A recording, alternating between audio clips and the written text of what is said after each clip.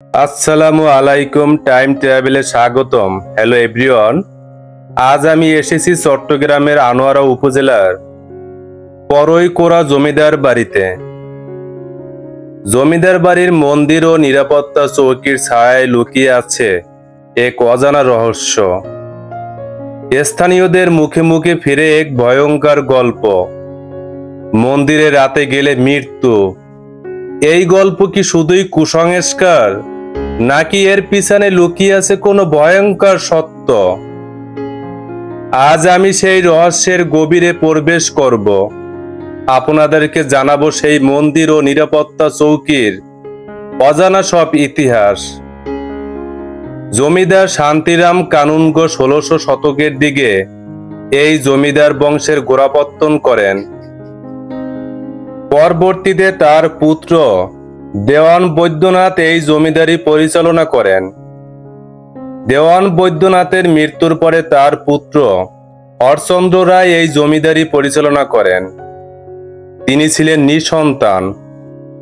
তার মনে ছিল অনেক কষ্ট। যার কোনো সন্তান নেই সেই বুঝে সন্তান না থাকার বেদনা। তার একাকিত্ব দূর করার জন্য তিনি সুন্দর ফুটফুটে একটি পুত্র সন্তান দত্তক এনেছিলেন। দূর দূরান্ত থেকে অনেক পর্যটক এসেছে এক নজরে দেখার জন্য এই রাজপ্রাসাদ। এটি হচ্ছে তার প্রশাসনিক ভবন। এই ভবন থেকেই তার জমিদারি পরিচালনা করতেন। বহু প্রজারা এখানে আসতেন, কর নিয়ে আসতেন। কত বিচার হতো, কত সালিশি হতো। আজকালের বিবর্তনে সব কিছু হারিয়ে গিয়েছে এই প্রতাপশালী জমিদার বাড়ি থেকে। কত সুন্দর করে এই প্রশাসনিক ভবন নির্মাণ করেছেন তা দেখে দর্শনার্থীদের নজর কাড়ে। এই প্রাসাদে জমিদার সাহেব কত হাঁটাচলা করেছে। তার নিমন্ত্রণে কত জমিদারগণ এসেছেন এই প্রাসাদে। আজকে তারা নেই, আজকে সেই জমিদারও নেই। তাদের স্মৃতিটুকু আজ পড়ে রয়েছে। দূর দূরান্ত থেকে বহু পর্যটক এক নজরে দেখার জন্য এখানে এসেছে। তারা দেখে সত্যি আবেগ আপ্লুত হয়ে যায়। এক সময়ের প্রতাপশালী জমিদার বাড়ির প্রশাসনিক ভবনের অবস্থা কি, যেখানে কত প্রজারা ছিল, কত বিচার আচার হয়েছে, সেখানে আজ কেউই নেই, ফাঁকা পড়ে রয়েছে। যারাও এখন রয়েছে তারাও নির্মাণ শ্রমিক। জমিদার সাহেব দত্তক নেয়া সন্তানের নাম রেখেছিল গিরিশচন্দ্র রায়। এরপর তিনি এই বিশাল জমিদারি পরিচালনা করেন। তার বাবা ছিল একজন প্রতাপশালী জমিদার। যদি প্রতাপশালী জমিদার নাই হতেন তাহলে গিরিশচন্দ্র রায় অল্প বয়সে তার বিশাল রাজ্য ধরে রাখতে পারতেন না। তবে দুঃখের বিষয় যে তিনি মাত্র ২৭ বছর বয়সে মৃত্যুবরণ করেন। জমিদার গিরিশচন্দ্র রায় তার বাবার মতো নিঃসন্তান ছিলেন, কারণ তিনি তো খুব অল্প বয়সেই মারা গিয়েছিলেন। তার স্ত্রী নয়নতারা এক পুত্র সন্তান এনেছিলেন। তার নাম রাখা হয় যোগেশচন্দ্র রায়। জনশ্রুতিতে রয়েছে যে জমিদার শান্তিরাম কানুনগো ছিলেন এক অত্যাচারী জমিদার। তার নিষ্ঠুরতা এবং নৃশংসতার গল্প এখনো লোকমুখে শোনা যায়। তার ক্ষমতা ছিল সীমাহীন আর অত্যাচার ছিল অকল্পনীয়। সাধারণ প্রজাদের উপর তার নিষ্ঠুরতা ছিল নিত্যদিনের ঘটনা। জমিদারের ভয়ে গ্রামবাসী কাঁপত।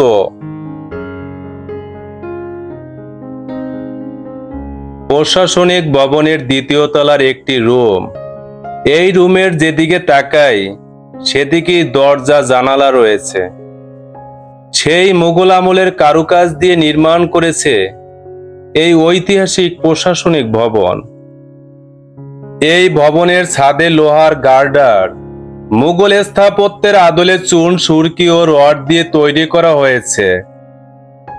আজ এই ঐতিহাসিক ভবনটি জীর্ণশীর্ণ অবস্থায় দাঁড়িয়ে আছে। জমিদারের অত্যাচারের নানা কাহিনী আজও লোকমুখে শোনা যায়। খাজনা দিতে দেরি হলেই প্রজাদের উপর চলত নির্যাতন। তাদের বেঁধে রাখা হতো, মারধর করা হতো, এমনকি হত্যাও করা হতো। জমিদারের নিজস্ব কারাগার ছিল, যেখানে প্রজাদের আটকে রেখে নির্যাতন করা হতো।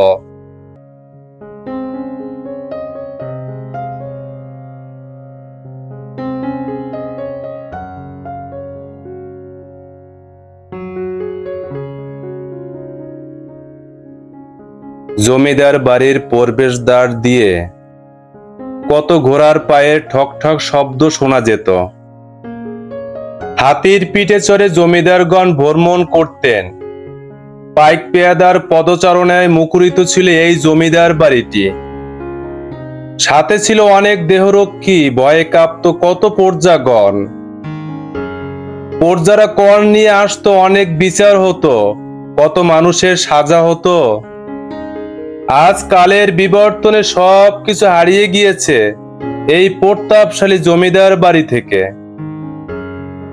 আছে শুধু অনেক স্মৃতি, পরে রয়েছে অনেক ধ্বংস হয়ে যাওয়া ভবন। আজ এটি প্রাচীন ঐতিহ্যের স্মৃতি শুধু। কালের বিবর্তনে প্রাচীন ঐতিহ্য ঢাকা পড়লেও এর নিদর্শনগুলো চিরকাল হাজারো পর্যটকের হৃদয়ে জায়গা করে নিবে। প্রতিদিন দূর দূরান্ত থেকে অসংখ্য পর্যটক এই প্রতাপশালী জমিদার বাড়িটি দেখার জন্য ভিড় করেন। এই প্রতাপশালী জমিদার বাড়িটি অনেক বড়। এই জমিদার বাড়ির এরিয়ায় বেশ কয়টি পুকুর রয়েছে, তার মধ্যে এই পুকুরটি অন্যতম। এই পুকুরের পাশেই রয়েছে রহস্যে ঘেরা মন্দির, যেই মন্দিরে রাতে গেলে কেউ ফিরে আসে না। সেই মন্দিরের সামনেই এভাবেই একটি প্রবেশদ্বার রয়েছে। জমিদার বাড়ির ভিতরে প্রবেশ করলে এভাবেই অনেকগুলো প্রবেশদ্বার রয়েছে। এই প্রবেশদ্বার 400 বছর আগে নির্মাণ করা হয়েছে। কলেজ তারা ক্ষয়ে পড়ে গেছে, ইটগুলো দেখা যায়, রয়ে গেছে অনেক স্মৃতি। কত সুন্দর করে নির্মাণ করেছে এই প্রবেশদ্বার। এই প্রবেশদ্বার দিয়ে কত মানুষ আসা যাওয়া করেছে, আর এই প্রবেশদ্বার কত ঘটনার সাক্ষী হয়ে রয়েছে। আজ কালের বিবর্তনে সবকিছু হারিয়ে গিয়েছে এই প্রতাপশালী জমিদার বাড়ি থেকে। জনশ্রুতিতে রয়েছে যে এই মন্দিরে এক সময় অত্যাচারী জমিদার তার রাজত্ব টিকিয়ে রাখার জন্য এবং দেবতাকে খুশি করার জন্য ছোট ছোট শিশুদের ধরে এনে বলি দিত। রাতে বাচ্চাদের কান্নার আওয়াজ শোনা যেত। প্রজারা ভয়ে কেউ বাড়ির বাইরে বের হতো না। জমিদারের অত্যাচারে গ্রামের পর গ্রাম উজাড় হয়ে গিয়েছিল। কত মায়ের কোল খালি হয়েছে তার হিসেব নেই। এটি হচ্ছে মন্দিরের ভিতরে প্রবেশের দরজা। দেখুন কতটা ভয়ের ব্যাপার। ভিতরে বেশি একটি জায়গা নেই। দিনের বেলাতে অনেক ভয় করে, রাতের বেলায় তো কোনো কথাই নেই। যিনি রাতে আসবেন আমি জানি না তার কি হবে, তবে এখানে যারা আসে তারা ফিরে যেতে পারে না। তাদের নাকি মৃত্যু অনিবার্য। তাই তো কেউ রাতে এখানে আসে না। দেখুন, যেদিকে তাকাই সেদিকে গাছের শিকড় আঁকড়ে ধরেছে। কোনো জায়গায় ফাঁক নেই। যেদিকে চোখ যায় সেদিকে শিকড় আর শিকড়। কিভাবে আঁকড়ে ধরেছে এই মন্দিরকে, সত্যি ভয়ের ব্যাপার। যদিও আমি এই মন্দিরের ভিতরে প্রবেশ করিনি, বাহির থেকেই কোনো রকমের একটু ভিডিও করতে পেরেছি। আমার গা শিওরে ওঠে। নরবলি ছিল এক ধরনের কুসংস্কার। জমিদারেরা মনে করতেন এতে তাদের ক্ষমতা বাড়বে এবং দেবতারা সন্তুষ্ট হবেন। 19 শতকের দিকে জমিদার ফুটফুটে বাচ্চাদেরকে নরবলি বিভিন্ন পদ্ধতিতে দেয়া হতো। কোথাও শিশুদের জীবন্ত কবর দেয়া হতো, আবার তাদের গলা কেটে রক্ত দিয়ে দেবতাকে স্নান করানো হতো। স্থানীয়দের মধ্যে প্রচলিত আছে নরবলি দেওয়া শিশুদের আত্মারা আজও শান্তি পায়নি। তারা রাতে ঘুরে বেড়ায়, তাদের কান্নার শব্দ শোনা যায়। অনেকেই দাবি করেন অদ্ভুত সব ঘটনা দেখেছেন, ভৌতিক অভিজ্ঞতা হয়েছে তাদের।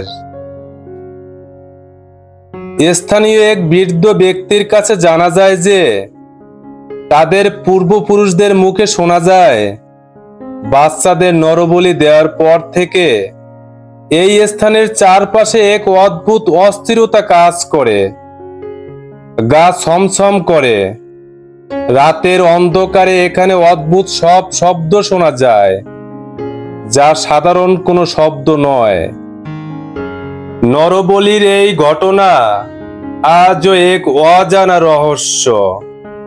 শিশুদের আত্মারা কি আজও ঘুরে বেড়ায়, নাকি এটা শুধুই মানুষের কল্পনা? এই প্রশ্নের উত্তর আজও অজানা।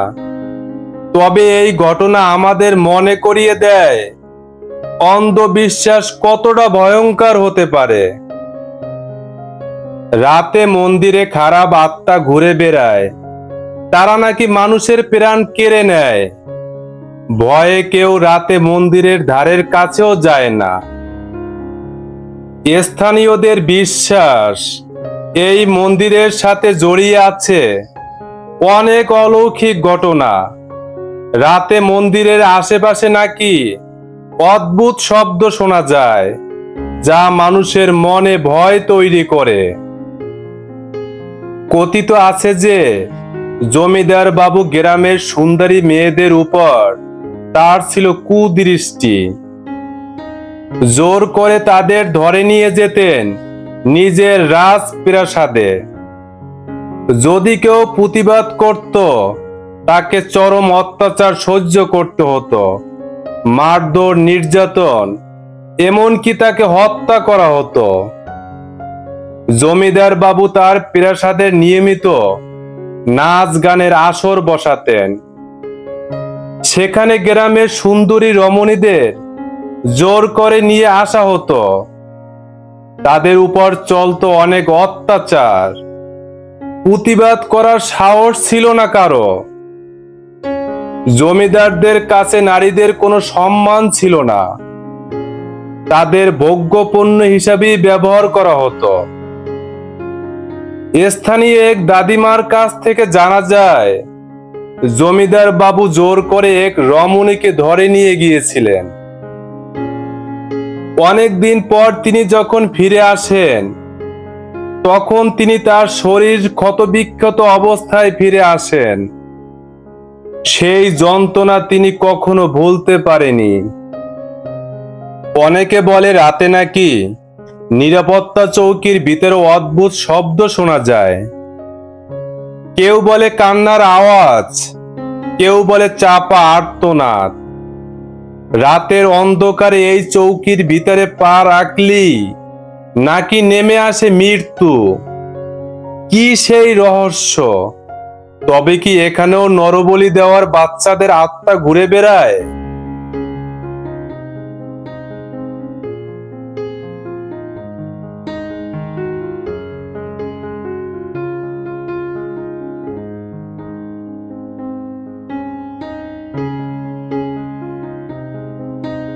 রাতের অন্ধকারে এই বাড়ি যেন এক অন্য জগতে প্রবেশ করে।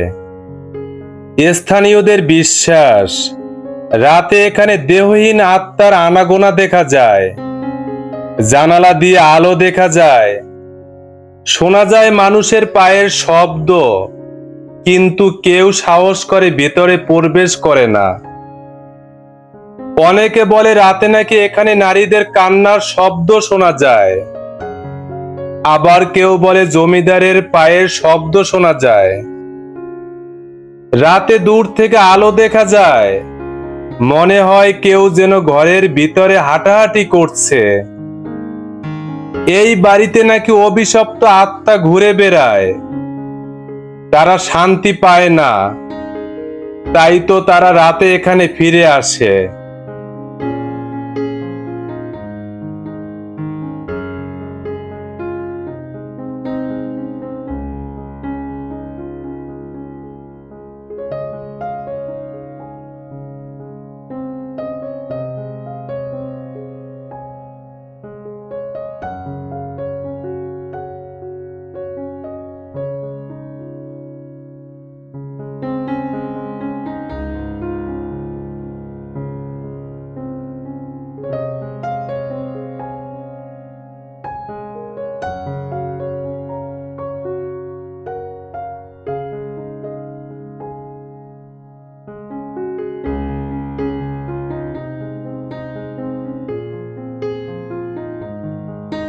দেখুন, যেদিকে তাকাই সেদিকে দেখা যায় জঙ্গল লতা পাতায় ছেয়ে গেছে। এই জঙ্গল ও লতা পাতার ভিতরে ঢাকা পড়েছে প্রতাপশালী জমিদারের একটি ভবন। বোঝার উপায় নেই যে এখানে কোনো একটি ভবন রয়েছে। জমিদার সাহেব হয়তো ভেবেছিলেন তার টাকা আর ক্ষমতার জোরে তিনি যা খুশি তাই করতে পারবেন, কিন্তু আল্লাহর বিচার বড় কঠিন। তার ধন সম্পদের অভাব ছিল না, তিনি নিজের খেয়াল খুশি মতো জীবন যাপন করতেন। যখন জমিদারি প্রথা বিলুপ্ত হলো, তখন তার বিশাল জমিদারি হারিয়ে গেল। এরপর তিনি কোথায় হারিয়ে গেলেন, তার বংশধররাই বা কোথায় আছেন, তা আজও অজানা। এই বাড়ির প্রতিটি কোণে যেন জমে আছে একরাশ আতঙ্ক। দেয়ালে জমে থাকা ধুলো, ভাঙ্গা ভবন, সবই যেন এক করুণ গল্পের সাক্ষী। দেয়ালের পলেস্তারা ক্ষয়ে পড়ে গেছে, ইট দেখা যাচ্ছে, দেওয়ালে শ্যাওলা পড়ে আছে, কালো হয়ে গেছে। কত স্মৃতি এই ভবনে রয়েছে। এই ভবনের ছাদ সবটুকু ভেঙে পড়ে গেছে, খুবই বিপজ্জনক। সত্যি এই ভবনের ভিতরে কেউ প্রবেশ করলে অনেক ভয় লাগে। যেদিকে তাকাই সেদিকেই মনে হয় যে একেবারেই নীরব, কোনো পাখির শব্দ শোনা যায় না। যদি এই ভিডিওটি ভালো লেগে থাকে তাহলে অবশ্যই লাইক, কমেন্ট এবং শেয়ার করবেন, আর আমার চ্যানেলটি সাবস্ক্রাইব করতে ভুলবেন না। দেখা হবে পরবর্তী ভিডিওতে। আল্লাহ হাফেজ।